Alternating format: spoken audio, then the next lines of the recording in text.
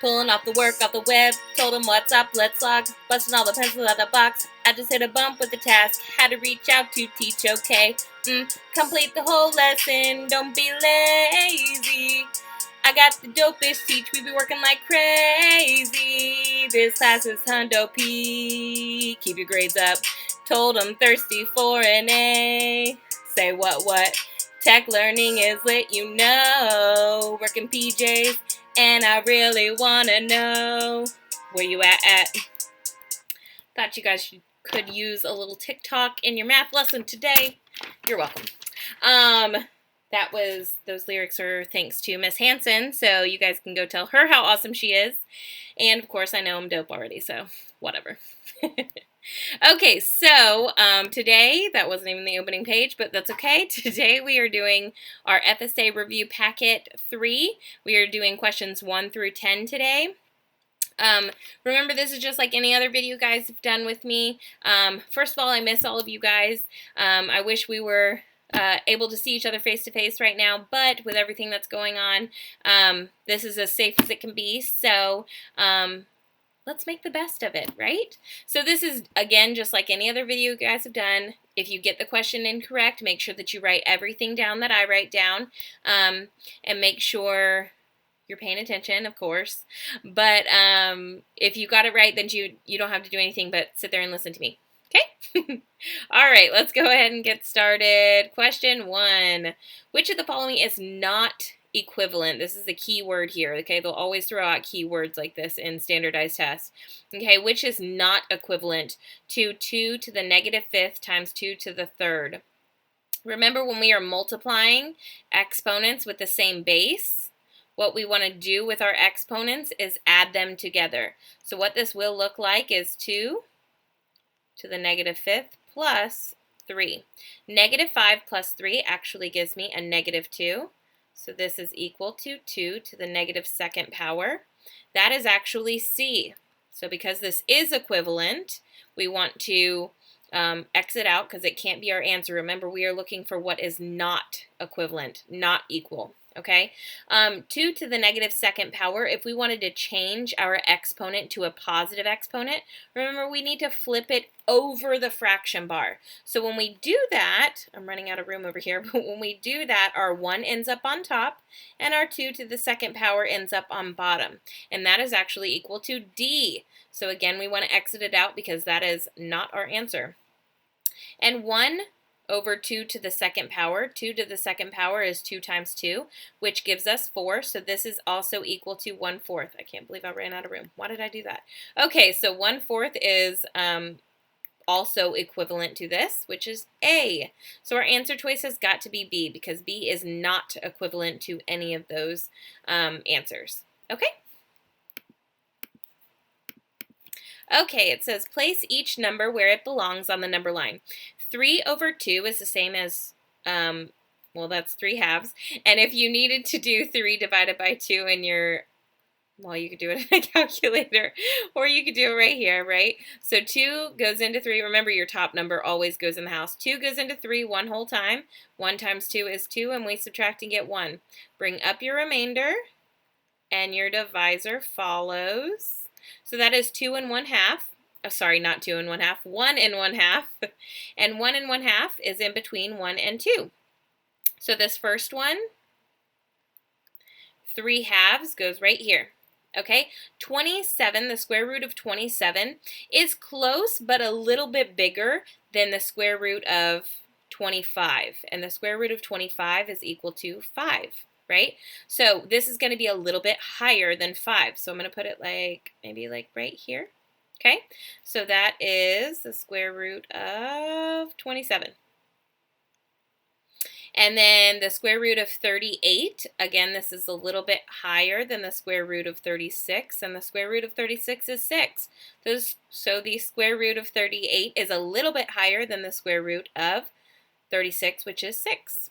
So okay, that was a terrible line, wasn't it? Okay, so the square root of 38 would be about there. And then this last one is the square root of 36 hundredths. The square root of 36 hundredths is actually going to be 0.6. And 0.6 is in between, almost in half, but in between 0 and 1. So it'd probably be about here. These are all approximations, but you should get pretty close to this spot on the number line. You could have also written the number right underneath where your line is. For example, we could have written down here, the square root of 36 hundredths. You could have done that for each one of those if you wanted to, instead of drawing the lines to your number line, whatever works best for you to show your answers. Okay, what is the product of 3/7 and 3 to the negative fourth? Express the answer in standard form. Okay, product means we are multiplying. A product is the answer to a multiplication problem. So we are multiplying 3 to the 7th power times 3 to the negative fourth power, and we already did this with the previous problem, not the previous problem, the previous problem, right, where we were multiplying exponents with the same base. And remember I said to add our exponents. When we add 7 and a negative 4, adding a negative is the same thing as subtracting. So 7 plus a negative 4, or 7 minus 4, gives us 3. So we have 3 to the third power. 3 to the third power is the same as 3 times 3 times 3. This is not 9, by the way. It is 3 times 3, which is 9. And then we have to multiply it by that last 3. And 9 times 3 gives us 27. So our answer here in standard form is 27. That dot is not supposed to be, this is not 2.7, it's 27. Ignore that. It's really hard for me to erase small pieces. I can erase one whole screen, but erasing little small parts is difficult. Okay, moving on. All right, it says draw a line of best fit for the following scatter plot. Okay, and I'm actually going to use this. Maybe I should use a line. How about that?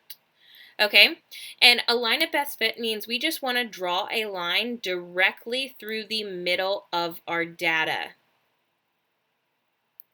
which would be about there. I wonder if I can make that bigger. No, solid line. We want it just wider. Okay, there we go. Okay, maybe in red. Excellent. Okay, so there is our line of best fit. Okay, yours should look very similar to that. Got it. Okay, so that was number 4. Easy enough, right? Number 5. Let me get rid of this over here. Hello. Okay, number 5, it says 150 male and female students were asked if they prefer hamburgers or chicken sandwiches for their lunch. Complete the frequency table below. Well, it did tell me at the beginning that it was 150 male and female students. That means your total amount. Your total amount always goes in this bottom right corner. It is your total. It's where those two meet, okay? So the 150 goes down here. And now that we have 4 numbers on our table, we can start filling in, okay? Remember that part plus part equals whole. And if we only have one part and one whole and we don't have the other part, we would do whole minus part equals part. That'll make more sense in just a minute when I get started. That is an A. Okay. So here we have the total, which is our whole, and a part, which is 97, right? So then we do 150 minus 97, because remember, whole minus part equals the other part. So 150 minus 97. You can do this in your calculator just to make it easy.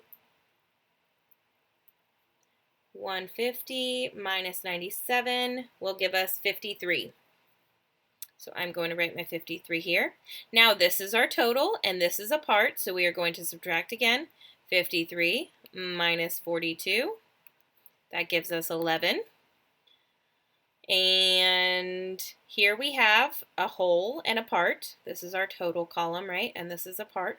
So whole minus a part. So 83 minus 11. 3 minus 1 is 2. 8 minus 1 is 7. So that is 72. This is a whole and this is a part. So again, we are going to subtract 97 minus 72. 7 minus 2 is 5. 9 minus 7 is 2. We've got 25 here. Now, this top row, I've got two parts. So remember, when you have two parts, we need to add them together to get us our total or our whole. So 42 plus 25 is 67. And then if you took 150 and subtracted 67, you should get 83. If you added 67 plus 83, you should get 150. So these are the numbers that you should have in your graph, in your chart. Okay, I'm going to write them in there so this is a little bit cleaner. It's 67. Now I'm trying to remember them all because I forgot them. Why did I erase them so quickly? This is 53. And this is 72. Yes. Okay, so now it says, what is the relative frequency of females who prefer chicken sandwiches? So we're looking at females and the females that prefer chicken sandwiches over hamburgers, okay? So the total number of females we have is 83. Remember, our total always goes on bottom. Okay, and then our part goes on top.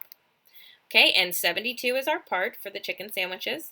So then we divide 72 divided by 83. 72 divided by 83 gives us this. And we would round this. Okay, and we are rounding this to the nearest hundredths place, which would be 0 and 87 hundredths. So that would be our answer. Oh no. There we go. Okay, this says, okay, why did I do that? Okay, there we go. Which of the following are irrational? Check all that apply. When I think of irrational, I think of things that I cannot do in my head easily. Okay, if you know the answer in your head, or fairly easily in your head, it is probably rational. Okay, if you don't know the answer, you couldn't figure it out without a calculator, it's probably irrational. Okay, so the square root of 3. I don't know the square root of 3 off the top of my head. So that's not it. Repeating decimals are rational. Oh, sorry. We are looking for irrational, right? So this would be correct. The square root of 3, I don't know it off the top of my head, so it is irrational. B is rational, right? So it is not irrational. Repeating decimals are rational. -3, that's a standard number. I can see it. I know what it is. Okay, it is rational, so that is not, we're not going to check that off. The square root of 27, I don't know that off the top of my head. I know the square root of 25 is 5, but the square root of 27, I don't know that. So that is going to be irrational. And pi is irrational. It does not repeat, and it is never ending. And I do know that the square root of 4 is 2, and the square root of 16 is 4. Okay, and 2 over 4 is a rational number, so that is not correct. So our answer choices here should have been A, D, and E. Okay, number 7. Which of the following could be values of A and B in the following equation? Remember, when we are dividing exponents with the same base, when we're multiplying, we want to add them together, but when we're dividing, we want to subtract them. So what we're really doing here is A minus B, and we want it to equal -9 because that is our new exponent here, okay? So we want to, when we subtract these numbers, to get -9. So the first one here, we have -11 minus a -2. So when we are subtracting a negative, it's the same thing as adding. So -11 plus 2 does give us -9. We have 7 minus 2. That gives us 5, so that does not work. 7 minus -2 gives us when we are subtracting a negative, we're adding. 7 plus 2 gives us a positive 9. That's not what we want. And then we have 11 minus 2, which also gives us a positive 9, and that's not what we want. Oh, sorry. that was incorrect here. It's still not the right answer, but this is minus a negative 2, okay, which we would, subtracting a negative is the same thing as adding, so 11 plus 2, this actually gives us 13. My bad. Okay, so our answer here is A. That was the only one that was equal to negative 9.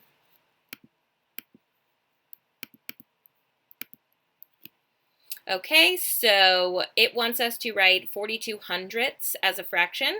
42 hundredths as a fraction is simply 42 over 100. Now this can be reduced because they're both even numbers, so we can divide them both by 2. 42 divided by 2, or half of 42, gives us 21, and 100 divided by 2, or half of 100, is 50. We cannot reduce this further because they do not have any other number in common other than 1. So our answer is 21 over 50. Okay, which of the following is approximately, nope, that's not approximately, that's approximate. Which of the following is the approximate value of the square root of 17? It's late at night and I can't obviously talk anymore. Okay, so the square root of 17 is a little bit bigger than the square root of 16. I know that the square root of 16 is 4, so the square root of 17 is a little bit bigger than 4, right?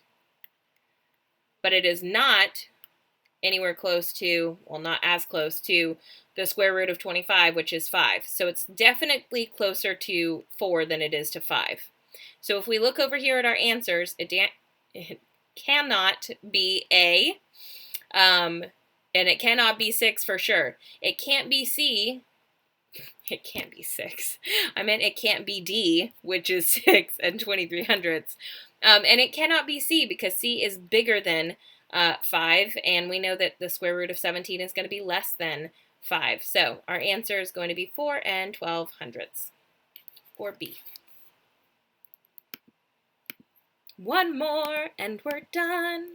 All right, which of the following, I don't know what I just pressed. Oh, there we go.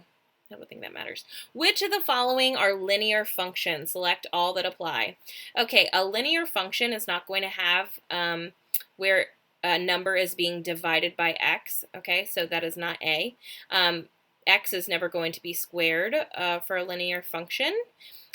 C is a linear function, so that is going to be, this is the same form as y, no, that's not y, y equals mx plus or minus b, which we have gone over, and d is the same.